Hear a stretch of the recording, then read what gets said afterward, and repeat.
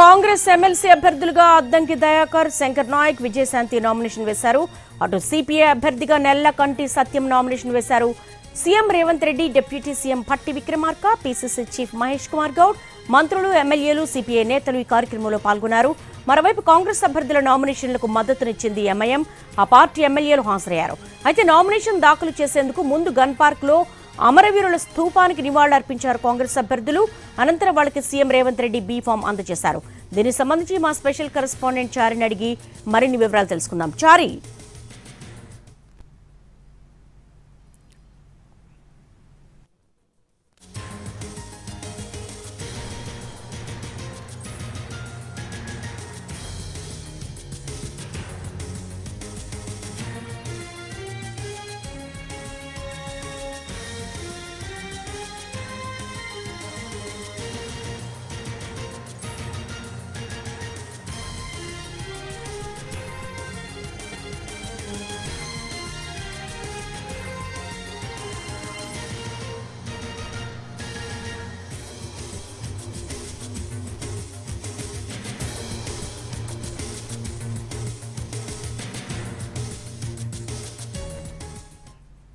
Congress MLC అభ్యర్థులుగా Addanki Dayakar, Shankar Naik, Vijayashanti nomination వేశారు.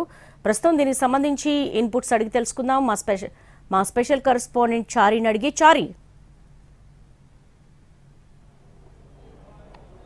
MLC ఎన్నికలకు సంబంధించి ఎమ్మెల్యే కోటాలో ఎమ్మెల్సీ ఎన్నికలకు సంబంధించినటువంటి నామినేషన్ గడువు ముగిసింది. ఇప్పటి వరకు 5 ఖాళీగా ఉన్నటువంటి ఎమ్మెల్సీ సీట్లకి నామినేషన్లను దాఖలయ్యాయి. ఈ 5 నామినేషన్లు ఖాళీగా ఉన్నటువంటి 5 సీట్లకు 5 నామినేషన్లు దాఖలయ్యాయి.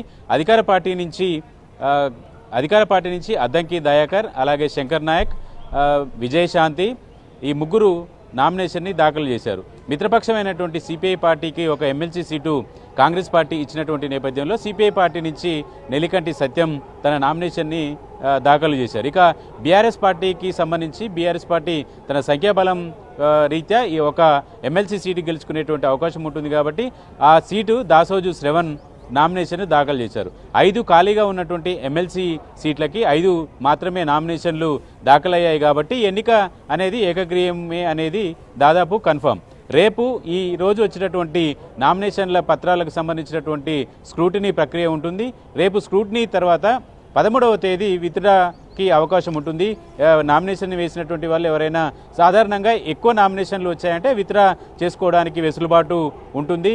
రాజకీయ పార్టీలు బుజ్జగింపు లాంటి అంశాలు ఇవన్నీ ఎక్కువ నామినేషన్లు వచ్చినప్పుడు జరిగేటువంటి ప్రక్రియ. కానీ ఇప్పుడు 5 ఖాళీగా ఉన్నటువంటి ఎమ్మెల్సీ సీట్లకు 5 నామినేషన్లు వచ్చినటువంటి నేపథ్యంలో 13వ తేదీ వరకు విత్డ్రా సమయం ఉంటుంది కాబట్టి విత్డ్రా సమయం ముగిసిన తర్వాత ఈ 5 నామినేషన్లు ఎవరైతే వేశారో వాళ్ళు ఏకగ్రీవంగా ఎన్నికయ్యారని ఎన్నికల అధికారులు ప్రకటించేటువంటి అవకాశం ఉంటుంది. ఆ మేరకు నిబంధనలు ఉంటాయి కాబట్టి ఇప్పటి వరకు నామినేషన్ల గడువు ముగిసినటువంటి వరకు 5 ఖాళీగా ఉన్నటువంటి ఎమ్మెల్సీ స్థానాలకు 5 దరఖాస్తులు వచ్చాయి.